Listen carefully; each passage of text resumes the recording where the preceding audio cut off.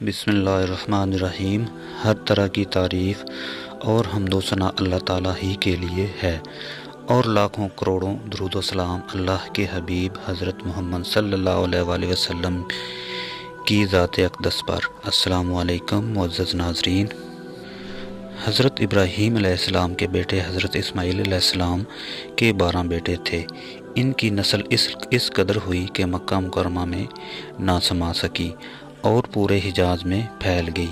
ان کے ایک بیٹے کیدار کی اولاد میں عدنان ہوئے۔ عدنان کے بیٹے ماد اور پوتے کا نام نزار تھا۔ نزار کے 4 بیٹے تھے، ان میں سے ایک کا نام مضر تھا۔ مضر کی نسل سے قریش بن مالک پیدا ہوئے، یہ فہر بن مالک بھی کہلائے۔ قریش کی اولاد بہت ہوئی، ان کی اولاد مختلف قبیلوں میں بٹ گئی۔ ان کی اولاد سے کسا نے اقتدار حاصل کیا۔ کسا کے آگے 3 بیٹے ہوئے، ان میں سے ایک عبد المناف تھے، جن کی اگلی نسل میں ہاشم پیدا ہوئے۔ ہاشم نے مدینہ کے ایک سردار کی لڑکی سے شادی کی۔ ان کے یہاں ایک لڑکا پیدا ہوا، اس کا نام شیبہ رکھا گیا۔ یہ پیدا ہی ہوا تھا کہ ہاشم کا انتقال ہو گیا۔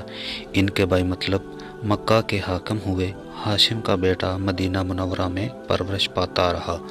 جب مطلب کو معلوم ہوا کہ وہ نوجوان ہو گیا ہے تو بھتیجے کو لینے کے لیے خود مدینہ گئے۔ اسے لے کر مکہ مکرمہ پہنچے تو لوگوں نے خیال کیا یہ نوجوان ان کا غلام ہے۔ مطلب نے لوگوں کو بتایا یہ ہاشم کا بیٹا اور میرا بھتیجا ہے۔ اس کے باوجود لوگوں نے اسے مطلب کا غلام ہی کہنا شروع کر دیا۔ اس طرح شیبہ کو عبد المطلب کہا جانے لگا۔ انہی عبد المطلب کے ہاں ابو طالب، حمزہ، عباس، عبداللہ، ابو لہب، حارث، زبیر، زرار اور عبد الرحمن پیدا ہوئے۔ ان کے بیٹے عبداللہ سے ہمارے نبی حضرت محمد صلی اللہ علیہ وآلہ وسلم پیدا ہوئے۔ عبد المطلب کے تمام بیٹوں میں حضرت عبداللہ سب سے زیادہ خوبصورت اور سب سے زیادہ پاک دامن تھے۔ عبد المطلب کو خواب میں زمزم کا کنواں کھودنے کا حکم دیا گیا، یعنی حضرت اسماعیل علیہ السلام کے کنویں کو۔ اس کنویں کو قبیلہ جرہم کے سردار مزاز نے پاٹ دیا تھا۔ قبیلہ جرہم کے لوگ اس زمانہ میں مکہ کے سردار تھے، بیت اللہ کے نگران تھے۔ انہوں نے بیت اللہ کی بے حرمتی شروع کر دی۔ ان کا سردار مزاز بن عمرو تھا، وہ اچھا آدمی تھا۔ اس نے اپنے قبیلے کو سمجھایا کہ بیت اللہ کی بے حرمتی نہ کرو، مگر ان پر اثر نہ ہوا۔ جب مزاز نے دیکھا کہ ان پر کوئی اثر نہ ہوتا تو قوم کو اس کے حال پر چھوڑ کر وہاں سے جانے کا فیصلہ کیا۔ اس نے تمام مال و دولت، تلواریں اور زر وہیں وغیرہ خانہ کعبہ سے نکال کر زمزم کے کنویں میں ڈال دی اور مٹی سے اس کو پاٹ دیا۔ کنواں اس سے پہلے ہی خشک ہو چکا تھا، اب اس کا نام و نشان مٹ گیا تھا۔ مدتوں یہ کنواں بند پڑا رہا۔ اس کے بعد بنو خزاعہ نے بنو جرہم کو وہاں سے مار بھگایا۔ بنو خزاعہ اور کسا کی سرداری کا زمانہ اسی حالت میں گزرا، کنواں بند رہا، یہاں تک کہ کسا کے بعد عبد المطلب کا زمانہ آ گیا۔ انہوں نے خواب دیکھا۔ خواب میں انہیں زمزم کے کنویں کی جگہ دکھائی گئی اور اس کے کھودنے کا حکم دیا گیا۔ حضرت علی رضی اللہ تعالیٰ عنہ سے روایت ہے کہ عبد المطلب نے بتایا میں حجر اسود کے مقام پر سو رہا تھا کہ میرے پاس ایک آنے والا آیا۔ اس نے مجھے کہا طیبہ کو کھودو۔ میں نے اس سے پوچھا طیبہ کیا ہے، مگر وہ کچھ بتائے بغیر چلا گیا۔ دوسری طرف رات پھر خواب میں وہی شخص آیا، کہنے لگا برا کو کھودو۔ میں نے پوچھا برا کیا ہے، وہ کچھ بتائے بغیر چلا گیا۔ تیسری رات میں اپنے بستر پر سو رہا تھا کہ پھر وہ شخص خواب میں آیا۔ اس نے کہا مظنونہ کھودو۔ میں نے پوچھا مظنونہ کیا ہے، وہ بتائے بغیر چلا گیا۔ اس سے اگلی رات میں پھر بستر پر سو رہا تھا کہ وہ شخص پھر آیا اور بولا زمزم کھودو۔ میں نے اس سے پوچھا زمزم کیا ہے، اس بار اس نے کہا زمزم وہ ہے جس کا پانی کبھی ختم نہیں ہوتا۔ جو حاجیوں کے بڑے بڑے مجموعوں کو سیراب کرتا ہے۔ عبد المطلب کہتے ہیں میں نے اس سے پوچھا یہ کنواں کس جگہ ہے؟ اس نے بتایا جہاں گندگی اور خون پڑا ہے اور کوا ٹھونگے مار رہا ہے۔ دوسرے دن عبد المطلب نے بیٹے حارث کے ساتھ وہاں گئے۔ اس وقت ان کے ہاں یہی ایک لڑکا تھا۔ انہوں نے دیکھا وہاں گندگی اور خون پڑا تھا اور ایک کوا ٹھونگے مار رہا تھا۔ اس جگہ کے دونوں طرف بت موجود تھے اور یہ گندگی اور خون دراصل ان بتوں پر قربان کیے جانے والے جانوروں کا تھا۔ پوری نشانی مل گئی تو عبد المطلب کو کدال لے آئے اور کھدائی کے لیے تیار ہو گئے۔ لیکن اس وقت قریش وہاں آ گئے۔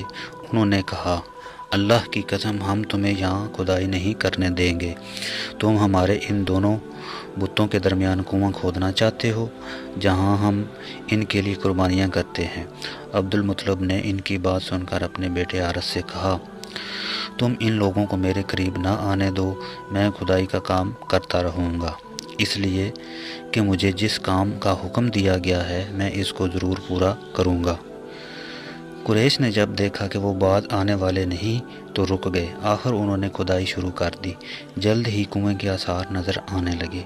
یہ دیکھ کر انہوں نے اللہ اکبر کا نعرہ لگایا اور پکار اٹھے یہ دیکھو یہ اسماعیل کی تعمیر ہے۔ جب قریش نے یہ دیکھا کہ انہوں نے کنواں تلاش کر لیا تو ان کے پاس آ گئے اور کہنے لگے عبد المطلب اللہ کی قسم یہ ہمارے باپ اسماعیل کا کنواں ہے اور اس پر ہمارا بھی حق ہے، اس لیے ہم اس میں سے تمہارے شریک ہوں گے۔ یہ سن کر عبد المطلب نے کہا میں تمہیں اس میں شریک نہیں کر سکتا، یہ مجھ اکیلے کا کام ہے۔ اس پر قریش نے کہا تب پھر اس معاملے میں ہم تم سے جھگڑا کریں گے۔ عبد المطلب بولے کسی سے فیصلہ کروا لو۔ انہوں نے بنو سعد ابن حزیم کی کاہنہ سے فیصلہ کروانا منظور کیا۔ یہ کاہنہ ملک شام کے بالائی علاقے میں رہتی تھی۔ آخر عبد المطلب اور دوسرے قریش اس کی طرف روانہ ہوئے۔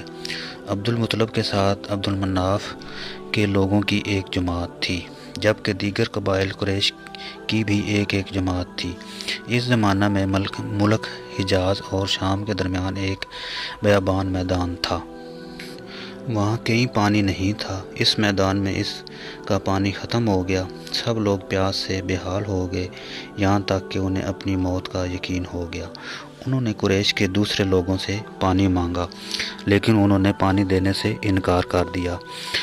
اب انہوں نے ادھر ادھر پانی تلاش کرنے کا ارادہ کیا۔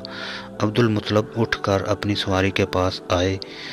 جوں ہی ان کی سواری اٹھی ان کے پاؤں کے نیچے سے پانی کا چشمہ ابل پڑا۔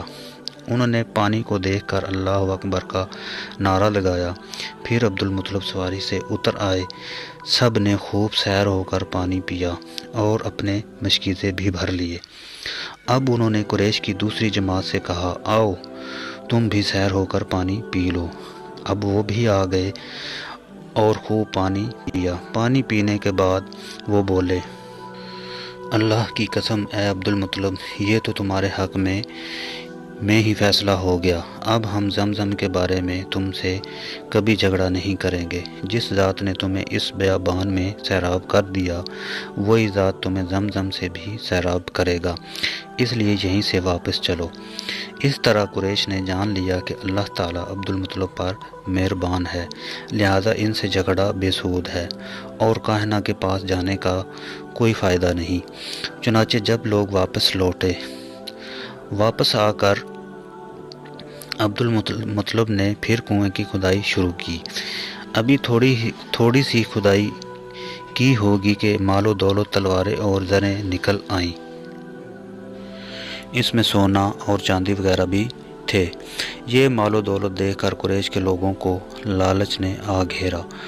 انہوں نے عبد المطلب سے کہا عبد المطلب اس میں بھی ہمارا حصہ ہے۔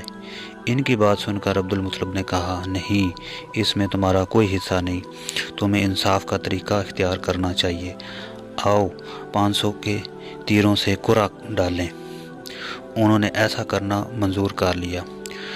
2 تیر کعبے کے نام سے رکھے گئے، 2 عبد المطلب کے اور 2 قریش کے، باقی لوگوں کے نام پانسا پھینکا گیا تو مال اور دولت کعبہ کے نام نکلا، تلواریں اور زریں عبدالمطلب کے نام اور قریش کے نام کے جو تیر تھے وہ کسی چیز پر نہ نکلے۔